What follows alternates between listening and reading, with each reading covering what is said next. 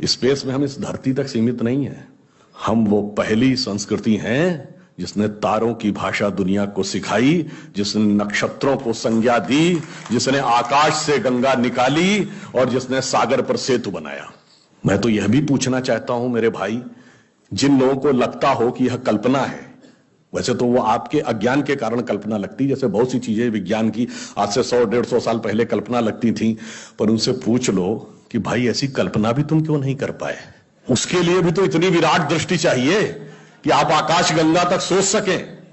तो इससे आप समझिए कि स्पेस में हमारा विस्तार कहां तक था। अब टाइम पे आइए, अभी 2 महीने पहले हम लोगों ने अपना नववर्ष मनाया, तो अभी क्या चल रहा है, ईस्वी संवत 2021।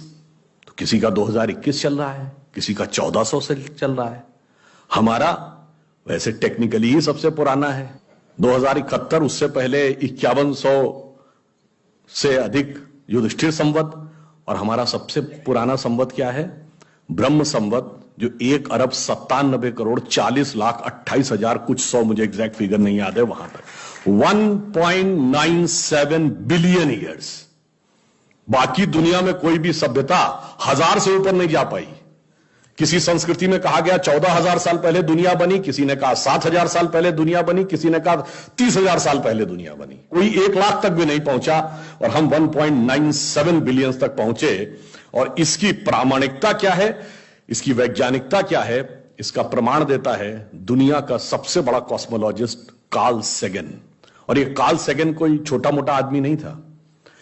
आप में से जो लोग विज्ञान में रुचि रखते होंगे उनको पता होगा कि first man made object which has gone beyond solar system, सौर मंडल के परे जाने वाला पहला मानव निर्मित उपग्रह वॉयेजर है, जो 1978 में छोड़ा गया था। उस वॉयेजर में एक संदेश अंकित किया गया, उसमें चित्र भी बने हैं, भाषाएं भी लिखी हैं, तरह तरह की वॉइस रिकॉर्डिंग भी है। उस संदेश को जिस कॉस्मोलॉजिस्ट ने बनाया उसका नाम है कार्ल सेगन। तो आप समझिए वो कितना बड़ा और कितना महत्वपूर्ण व्यक्ति था। कार्ल सेगन लिखा है, only the ancient cosmological calculations of Hindus matches with the modern scientific calculations because they went to the billions। और आज हम मानते हैं कि 4.5 बिलियन ईयर है अर्थ की आयु, 1.97 बिलियन हमारे यहां मानी गई। कार्ल सेगन कहता है others were not able to even reach 100,000 and Hindus have calculated up to billions। तो अब ये एक वैज्ञानिक कह रहा है कि हमारा टाइम में कितना लंबा व्याप है और स्पेस में कितना लंबा व्याप है। तो आपको यह समझना चाहिए कि जिसे हम सांस्कृतिक राष्ट्रवाद कहते हैं वो कितना गहरा और गंभीर है। अब मैं आपसे कभी पूछूं कि दुनिया में सभी धर्म संस्कृतियां दावा करती हैं कि हमारे पास बिल्कुल अलग विचार है, हमने बड़ा अच्छा विचार दिया है। अगर हम आपसे पूछें कि हमारी संस्कृति में ऐसा क्या है जो दूसरे में नहीं है, बहुत से लोग कहेंगे साहब उसमें बड़ा सदाचरण की बात कही गई, नैतिकता की बात कही गई। तो लोग कहेंगे ठीक है भाई, दूसरी जगह भी कही गई, शायद कोई फॉलो करता है या नहीं करता। पर मैं अगर आपसे पूछूं कि वो चीज बताइए जो हमारे यहां लिखी और दूसरी जगह लिखी ही नहीं, वो क्या है? आप सबने नाम सुना होगा, Vedic mathematics. Have you ever heard of mathematics as a part of religious text? ये सिर्फ हमारे यहां है। गणित धार्मिक पुस्तक का हिस्सा है। Ayurveda medical science, it is globally accepted as a structured medical science, by name itself is a part of Vedas। Medical science धर्म ग्रंथ का हिस्सा हो, गणित धर्म ग्रंथ का हिस्सा हो, ये दुनिया में कहीं नहीं। बाकी जगह विज्ञान और गणित का धर्म से संघर्ष है, हमारे यहां वो धर्म ग्रंथ से उद्भूत हो रहे हैं। ये फंडामेंटल डिफरेंस है हमारे और उनके बीच में। और इतना ही नहीं, मैं कभी आपसे, आप लोगों ने ध्यान दिया हो अगर गणित की जो खोज है, वैसे तो बहुत सारी चीजें थी जो अंग्रेजों के आने के बाद छुपा दी गई, क्वाड्रेटिक इक्वेशन हो, अलजेब्रा हो, ट्रिग्नोमेट्री हो, ये सारी चीजें। मगर एक ऐसी चीज है जो कमोबेश सभी लोग मानते हैं, चलो ये तो मान ही लेते हैं कि भारत ने दिया। वो क्या था? शून्य। अब कहा जाता शून्य किसने दिया? आर्यभट्ट ने खोजा। अरे भाई आर्यभट्ट ने खोजा नहीं, आर्यभट्ट की किताब में पहली बार तुमको लिखा हुआ मिला। अगर आर्यभट्ट ने शून्य खोजा तो बौद्ध मत में शून्यवाद का सिद्धांत कहां से आया? वो तो आर्यभट्ट से पहले के थे। और ये बताइए, कौरवों की 18 अक्षौणी सेना से लेके भगवान राम की जन्म कुंडली बन रही थी, वो बगैर शून्य के बन रही थी।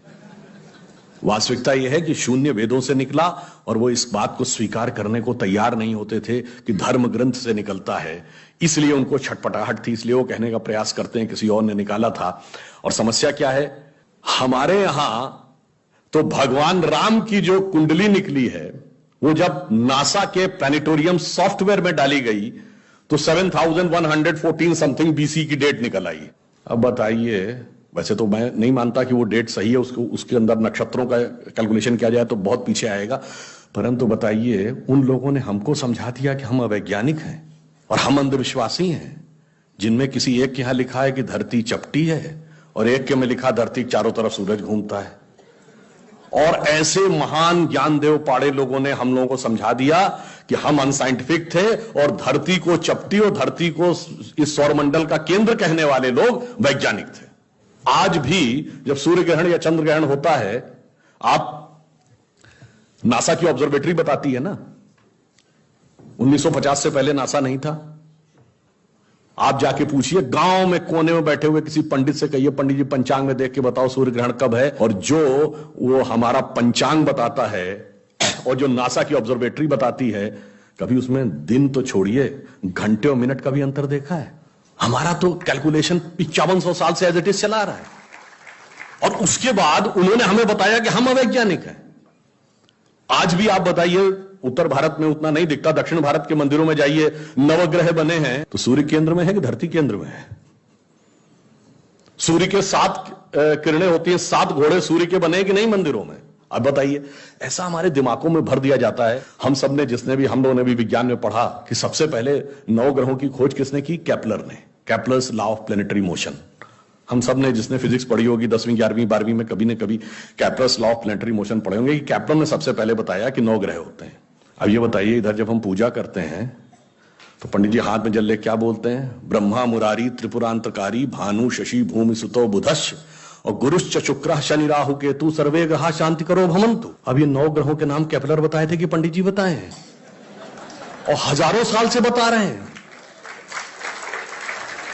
और उसमें मजे की बात यह है कि मंगल के लिए भूमि सुत यानी भूमि का बेटा, धरती का बेटा शब्द है। या अब जाके साइंस ने यह कन्फर्म किया है कुछ समय पहले कि एक थ्योरी है कि कभी एक जमाने में बहुत बड़ा एस्टेरॉयड टकराया था कि धरती से, और धरती का एक टुकड़ा अलग हो गया था, वही टुकड़ा बाद में मंगल बन गया, और भूमि सुत हमारे यहां लिखा हुआ, मंगल के पर्यायवाची में भूमि नंदन भूमि सुत जैसे शब्द हैं। अब आप देखिए क्या वैज्ञानिकता है और कैसे उसको इसमें सम्मिलित किया गया। मैंने क्यों बताया, हमारे यहां विज्ञान और धर्म इस कदर एक मत है कि ये उनकी बुद्धि परप्लेक्स हो जाती है कि कैसे हो सकता है। अब मैं शून्य पे आता हूं, हमने शून्य खोजा, मगर महत्वपूर्ण बात है हमने शून्य क्यों खोजा, हम शून्य खोजने में सफल क्यों हुए और वो क्यों नहीं सफल हो पाए। बड़ी बड़ी दुनिया की civilization, Chinese civilization, Mesopotamian, Babylonian, Egypt की सिविलाइजेशन, ग्रीस की civilization, Roman empire, Turkish empire, Inca, Maya, Aztec, कोई जीरो नहीं खोज पाया। उसका कारण यह है कि जो भी विज्ञान के विद्यार्थी हैं वो शून्य का महत्व समझते हैं। किसी संख्या को आप जितने से डिवाइड करते हैं, x डिवाइडेड बाई n, उसका रिजल्टेंट होता है। जैसे आप n की वैल्यू कम करते चले जाते हैं, रिजल्टेंट बढ़ता जाता है। यानी किसी संख्या को x बटे 20 से x बटे 10 का मान ज्यादा होगा, x बटे 5 उससे ज्यादा होगा, x बटे 4 3 2, और जब x डिवाइडेड बाई 1 होगा तो क्या होगा? x हो जाएगा। इसका मीनिंग जानते क्या है? अब मैं आपको बताता हूं ये किस ढंग से हमारे व्यवहारिक जीवन और चेतना का हिस्सा था। आप लोग कभी ये सोचिए कि आपको जीवन में क्या अच्छा लगता है और अच्छा लगना क्या है। मैं बिल्कुल साइंटिफिक एक्सप्लेनेशन की बात कर रहा हूं। Happiness is considered to be an energised state of mind. जब आप खुश होते हैं तो आप ऊर्जा महसूस करते हैं अपने मन में, मस्तिष्क में। अब आपने माना मुझे अमुक गाड़ी से घूमना अच्छा लगता है, अमुक कपड़ा पहनना अच्छा लगता है, अमुक चीज खाना अच्छा लगता है, फला मोबाइल मिल जाए अच्छा, फला जगह घूमने को मिल जाए, से 20 थिंग्स। तो your energised state of mind is associated with 20 things. वो इंटेंगल्ड हो गई है 20 जगह। अब आप अपने मन में सुख के लिए उन 20 वस्तुओं पे आश्रित हैं, तो x डिवाइडेड बाई 20 है। अब मान लीजिए आपने आत्म संयम किया और 5 चीजों से अपना मन हटा लिया, तो x डिवाइडेड बाई 15 हो गया, नेट रिजल्टेंट बढ़ गया। क्यों?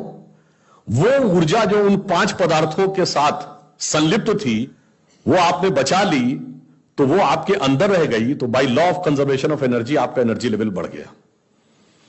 जब आप x/10 पे आ गए, एनर्जी लेवल और बढ़ गया, और संयम किया 5 चीजों पे आ गए, एनर्जी लेवल और बढ़ गया। अब इसके आगे की यात्रा जो 5 चीजें हैं, उसके आगे की यात्रा x/5 के ऊपर की यात्रा थोड़ी कठिन चुनौतीपूर्ण है, यह सिर्फ सन्यासी कर पाते हो। 5 चीजें क्या हैं? भोजन, वस्त्र, आवास, श्वास और ईगो, अस्तित्व। तो सबसे पहले क्या छोड़ते हैं? आवास। कहते हैं ना कि करतुल भिक्षा तरतुल वास। अब सन्यासी का कोई घर नहीं होता, तो x/4 हो गया, independent of house, no need. फिर क्या आता है? वस्त्र छोड़ते हैं, नागा साधु या दिगंबर जैन। अब चेतना उस अवस्था तक पहुंच गई जहां दिशा ही आपको अपना वस्त्र नजर आने लगती है, x/3 हो गया। अब भोजन। अब कॉन्शियसनेस उस लेवल पे पहुंचती है जहां पर उसको ऊर्जा लेने के लिए पदार्थ की जरूरत नहीं है, वो सीधे कॉस्मिक एंगल से एनर्जी ले सकती है। जैसे आपने सुना होगा, बहुत से ऐसे महात्मा होते हैं महीनों महीनों तक नहीं खाते। वो एक स्टेज आती है जब आप उस अवस्था में पहुंच जाते हैं कि आप सीधे कॉस्मिक एनर्जी को ग्रहण करने की स्थिति में आ जाते हैं, आपको मटेरियल एनर्जी की जरूरत नहीं। तो x/2 हो गया। अब है श्वास एंड योर एग्जिस्टेंस।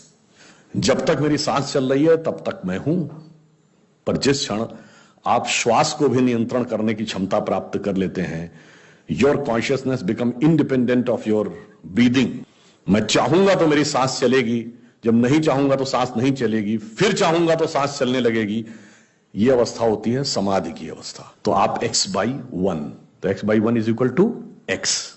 अब आपने आत्म स्वरूप का साक्षात्कार कर लिया, परंतु एक चीज रह गई, मेरा एग्जिस्टेंस, मैं एक एंटिटी हूं, मैं एक व्यक्ति हूं, मैं एक पुरुष हूं, मेरा नाम है, वो तो है ना। जिस क्षण आप अपने कॉन्शियसनेस को अपने एग्जिस्टेंस से इंडिपेंडेंट कर लेते हैं, तो n की वैल्यू क्या हो गई?